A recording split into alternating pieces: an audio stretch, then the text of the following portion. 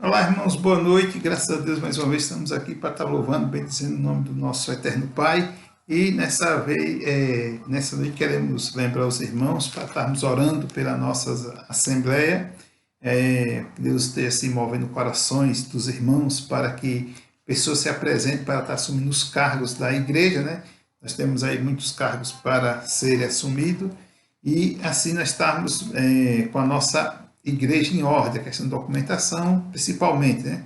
E as demais coisas vamos, assim, a cada dia colocando nos seus devidos lugares. Também orando pelos pastores que estão doentes, o pastor Eurípides, o pastor Silvestre, que o pastor Luiz sempre tem colocado aí, graças a Deus teve uma melhor essa semana. Tem também o pastor Vicente, que já está, como o pastor Fábio falou, está com a garantia estendida vencida, mas ainda está aí no nosso meio. Vale a pena estar orando pelo irmão que necessita tanto de oração. Vamos estar orando também pela igreja dele, que Deus possa levantar uma pessoa que para estar ali à frente daquela obra. Também, irmãos, vamos estar orando pelas irmãs que estão aí se recuperando, que nem a irmã de Luiz Eduardo Magalhães e também a irmã Ivana, que está necessitando de uma cirurgia aí. Graças a Deus, não é nada, nem os tumores não são malignos, mas precisa retirar porque ela sente muitas dores, muito incômodo. Então vamos estar orando que Deus possa estar abrindo uma porta o quanto antes, né? Bem, meus irmãos, também não esqueci de orar pelo irmão Florisvaldo. O irmão Florisvaldo está se recuperando do tapa que levou do coqueiro e precisamos continuar orando por ele, clamando a Deus para que Deus possa restaurá-lo o quanto antes, né? Para que ele possa estar louvando ao Senhor e andando tranquilamente, ok? Meus irmãos, essa noite nós vamos estar meditando a palavra de Deus em Gálatas capítulo 2, versículos de 1 a 5. Então, abra sua Bíblia em Gálatas capítulo 2, versículos de 1 a 5, para a gente estar meditando nessa noite, né? Para a nossa meditação. Gálatas 2, versículos de 1 a 5, que diz o seguinte: Depois, passados 14 anos, subi outra vez a Jerusalém com Barnabé, levando também comigo a Tito. E subi por causa de uma revelação e lhes expus o evangelho que pregava entre os gentios, mas particularmente aos que pareciam ter maior destaque, para que de maneira alguma não corresse ou não tivesse corrido em vão. Mas nem mesmo Tito, que estava comigo, sendo grego, foi constrangido a circuncidar-se. E isto por causa de falsos irmãos que se entremeteram com o fim de espreitar a nossa liberdade que temos em Cristo Jesus para reduzir-nos à escravidão. Não nos submetemos a eles, nem ainda por uma hora, para que a verdade do Evangelho permanecesse entre vós. Amém? Que Deus aplique a sua palavra aos nossos corações. Então, irmãos, vamos estar orando. Santo Deus e Pai, obrigado, meu Deus, pela tua palavra lida. Obrigado, Senhor, pela mesma, que ela possa assim estar trabalhando em nossos corações. E nesse instante também, Pai, queremos te pedir a tua direção, Deus, que esteja usando grandemente de misericórdia para conosco, Deus, e possamos assim expor da melhor forma possível. Ser com os irmãos que estão enfermos, abençoa a vida de cada um deles. Ser com a vida do irmão Florisvaldo, Pai, e ajuda ele, ó Deus, a cada dia estar se recuperando e voltar, ó Deus, às suas atividades normais. Muito obrigado, meu Deus, por tudo. Nós te oramos em nome de nosso Senhor e Salvador Jesus Cristo. Amém. Meus irmãos, o texto do livro de Gálatas, capítulo 2, ele nos vai nos falar que Paulo, nas regiões da Galácia, lá nas suas andanças missionárias, pregando o evangelho de aldeia em aldeia, de cidade em cidade, edificando e organizando igrejas. E quando ele está em Roma preso, ele necessita escrever essa carta, e aí ele lembra aqueles irmãos que 14 anos depois de ele ter saído de Jerusalém, ele é necessário voltar a Jerusalém, né? Então, por que ele voltar a Jerusalém? Porque ele teve uma revelação, segundo o versículo 2, né? Subir por causa de uma revelação, que diz, por causa de uma revelação. Então, ele teve essa revelação e ele voltou a Jerusalém. Mas, baseado nesse texto que nós lemos, eu queria sugerir o seguinte tema: é o servo dependente de Deus. E o servo dependente de Deus, em primeiro lugar, ele é submisso a Deus. Ele não só ele depende, ou seja, todo servo para depender de Deus, ele tem que se submeter às vontades de Deus, àquilo que Deus projeta para ele, que Deus direciona, ele tem que submeter. Nós sabemos que hoje, nos dias atuais, temos dificuldade de conseguir pessoas para estar trabalhando na obra do Senhor, seja internamente ou externamente, porque as pessoas não querem se submeter à vontade de Deus, ou seja, não querem se moldarem segundo a vontade de Deus, segundo como Deus quer usar. Então, muitos desistem do evangelho, de pregar o evangelho, desistem de ser um bom líder, porque ele não quer se moldar, ele não quer se submeter às dificuldades que muitas vezes aparece que a obra, ou seja, quem se coloca à disposição tem que se submeter. Paulo é um exemplo disso, né? Quantas adversidades ele se submeteu, mas por amor à obra ele continuou. Então, é o servo que é submisso. Então, ele é submisso a Deus. Versículo 2 deixa bem claro, né? Nós podemos ver que ele nos leva a entender isso, né? Subir por causa de uma revelação e lhes expus o evangelho que pregava entre os gentios, mas particularmente aos que pareciam ter maior destaque, para que de maneira alguma não corresse ou não tivesse corrido em vão. Então, Paulo aqui, ele mostra a sua total dependência, ele mostra a sua total submissão a Deus, ele mostra a sua total submissão a Deus, que ele foi lá e anunciou o evangelho, e agora ele volta, depois desses 14 anos, para trazer notícias à igreja, e ele se dirige àquelas pessoas que têm maiores destaque. Eu quero entender aqui que ele estava falando das autoridades da igreja, por exemplo, os outros apóstolos que lá estavam, né? Junto com ele, que ele se encontrou, alguns anciões, enfim, aquelas pessoas que eram os que estavam trabalhando, que estavam na frente da obra. Então, ele se dirigiu mais a eles e expôs o evangelho como ele estava expondo lá nas regiões da Galácia, enfim, por onde ele estava andando. Então, ele coloca isso, né? Ou seja, Deus manda que ele volte lá para ele dar o seu relatório. Então, isso quer dizer o quê? Que a igreja precisava ouvir algo dele, a igreja tinha uma autoridade, a igreja precisa saber para onde ele estava andando, como ele estava andando. Então ele voltou lá para dar esse relatório. E isso nos leva a entender que nós também temos que aprender com isso, nós temos as nossas responsabilidades, mas também temos que ter a nossa responsabilidade com a igreja de Cristo. Quando nós somos membros da igreja, nós precisamos estar dando os nossos relatórios, não todos os relatórios do dia a dia. Mas se nós temos faltado aos cultos, se nós temos faltado às atividades da igreja, é necessário que se dê uma justificativa. Porque a igreja ela tem autoridade sobre os membros, sobre mim, sobre você, sobre nós. Você entendeu? Então a igreja ela tem essa autoridade. Se ela não tem essa autoridade, ela não ia nos disciplinar em alguns momentos, ela não ia afastar alguém do rol de membro em algum momento necessário. Mas ela tem essa autoridade, porque ela deu, ou seja, Deus deu essa autoridade à igreja. O próprio Senhor Jesus Cristo, né? Ele é o cabeça da igreja, mas ele quer uma igreja que tem autoridade. E nós temos que nos submeter a essa autoridade. Paulo era totalmente submisso. Era um servo que ele dependia de Deus, mas ele era submisso. Entendeu? Todos nós dependemos de Deus, mas nem todos nós nos submetemos ao que Deus quer para cada um de nós. Essa é uma grande realidade. A falta de pessoas, volto a repetir, para trabalhar, a seara é grande. Se não me falha a memória, o próprio Senhor Jesus Cristo falou aos discípulos, né? Rogai o Senhor da seara, lá, Lucas 10, capítulo 10, por ali assim, se não me falha a memória, ele falou, rogai o Senhor da seara para que envie obreiro para a sua seara. Porque grande é a seara, mas poucos são os ceifeiros. Por que os ceifeiros são poucos? Porque eles não querem se submeter. Ou seja, eles não querem ficar submisso à vontade de Deus.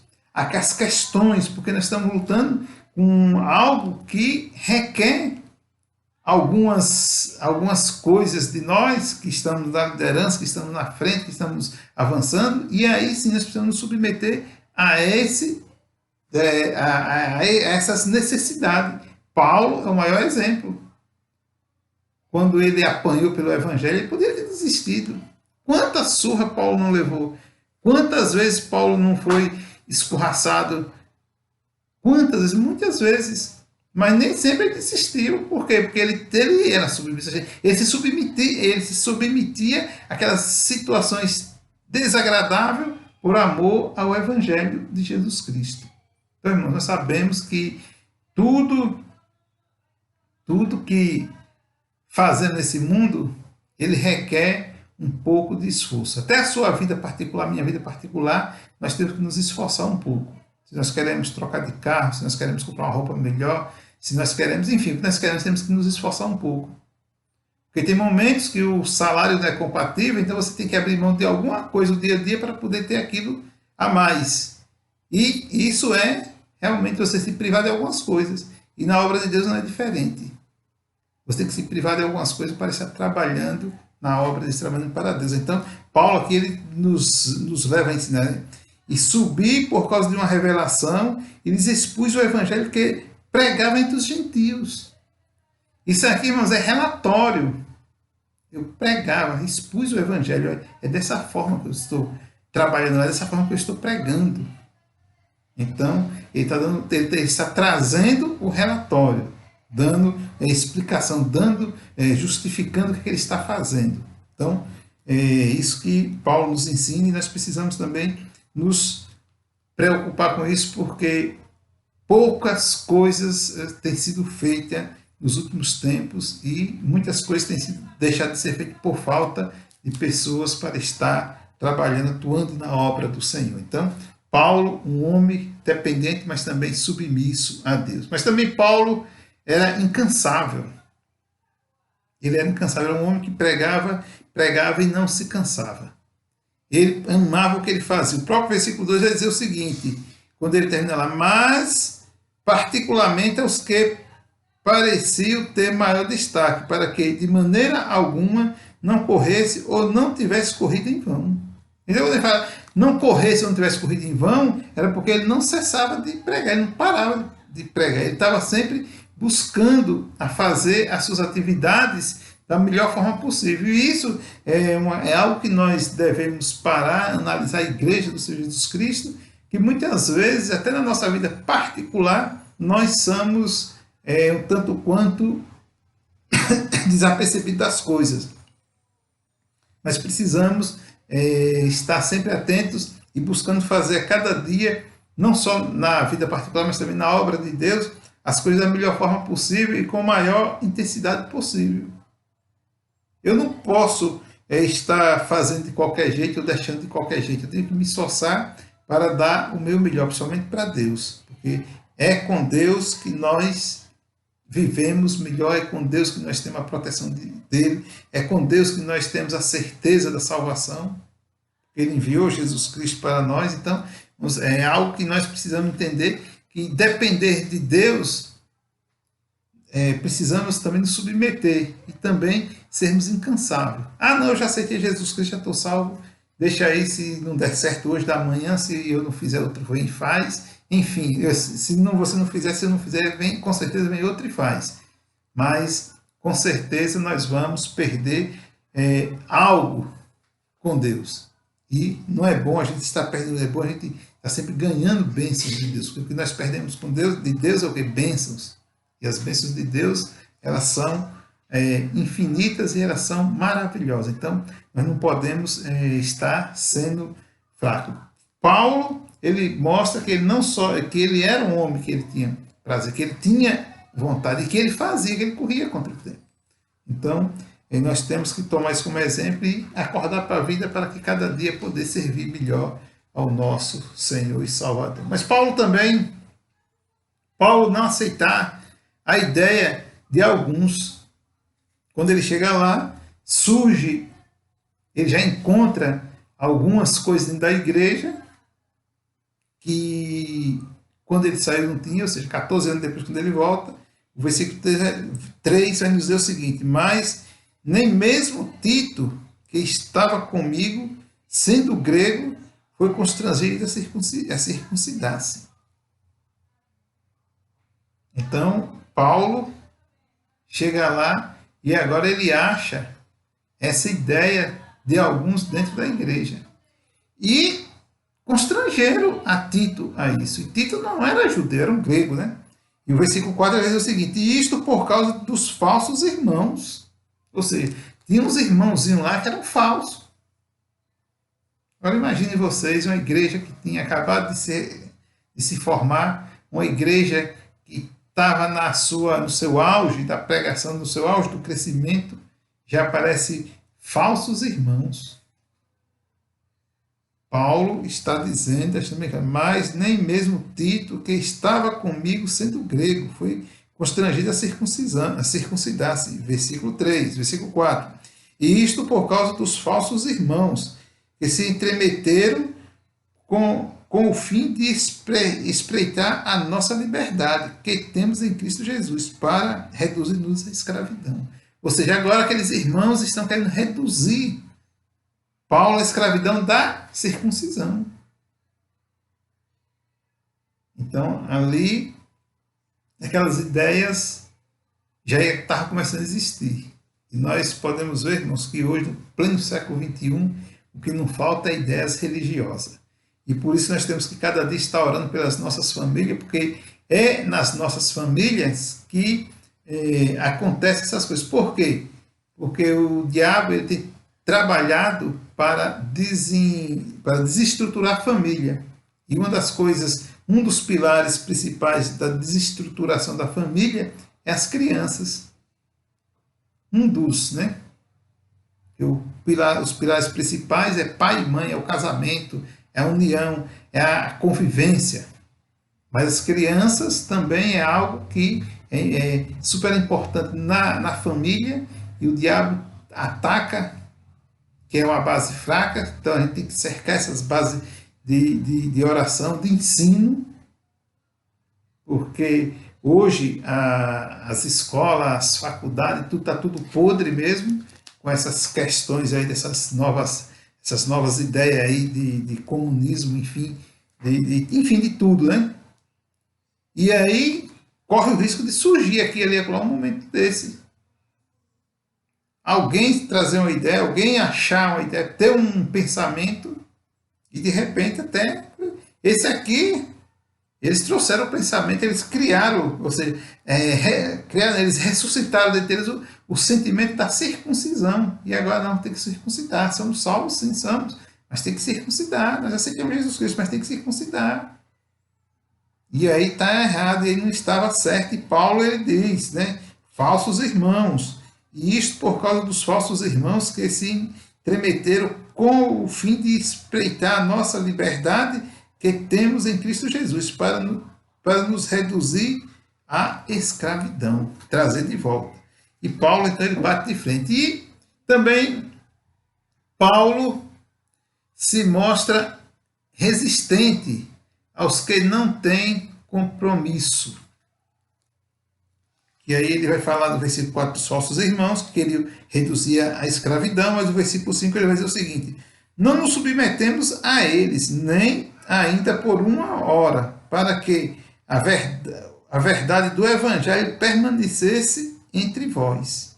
Agora imagine se Paulo tem se deixado levar por essa situação, quando ele chegasse lá nas regiões, quando ele andava lá para o lado da Ásia Menor, lá para o lado da Macedônia, que chegasse essa notícia que agora Paulo chegou lá, achou essa novidade que não era nada agradável, e agora está liberado dentro das igrejas.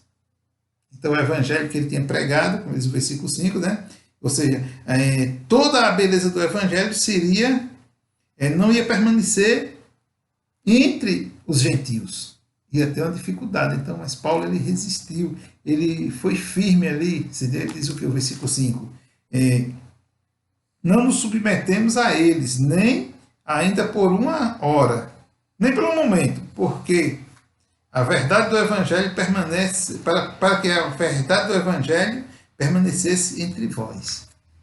E se Paulo não tem resistido, com certeza isso ia enfraquecer e a igreja não ia se fortalecer. E hoje nós não teríamos igrejas fortes nesse sentido de se ter o único objetivo de servir a Deus, servir a Jesus Cristo, ser uma igreja resistente às falsas doutrinas, porque existem muitos, as ideologias existem, mas nós temos que ser firmes, a igreja tem que ser firme nesse sentido de manter realmente aquilo que o Evangelho de Deus nos ensina.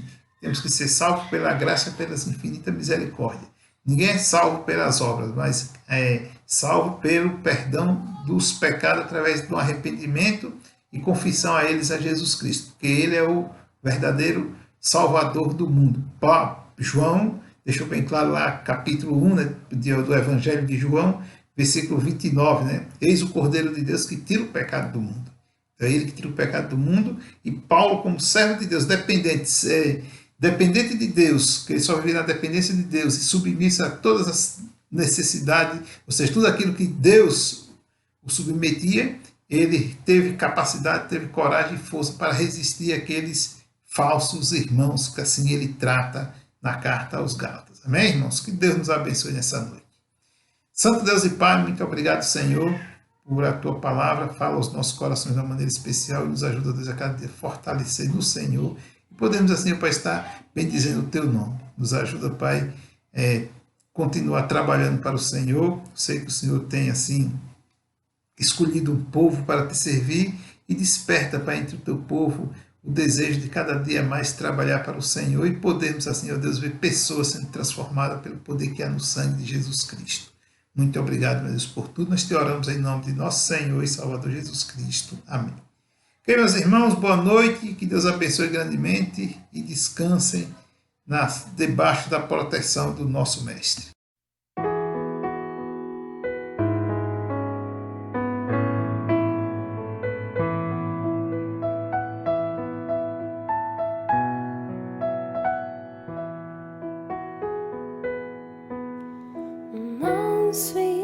Suave, Jesus convidando, chama por ti e por mim. Eis que Ele a porta te espera velando, vela por ti e por mim. Vem já,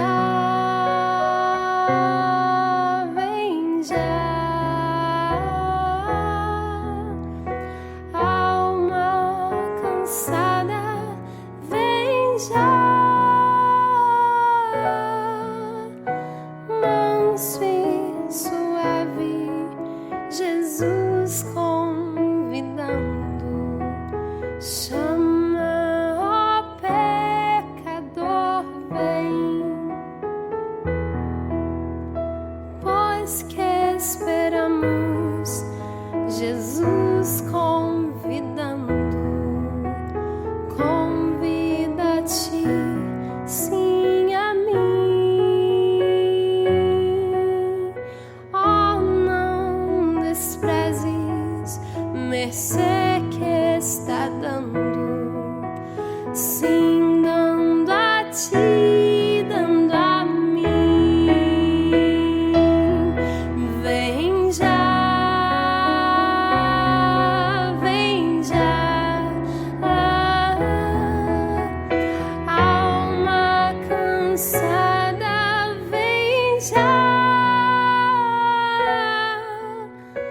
Manso e suave, Jesus convidando, chama, ó pecador, vem. Correm os dias, as horas se passam, passam por ti e por mim. Transes de morte, por fim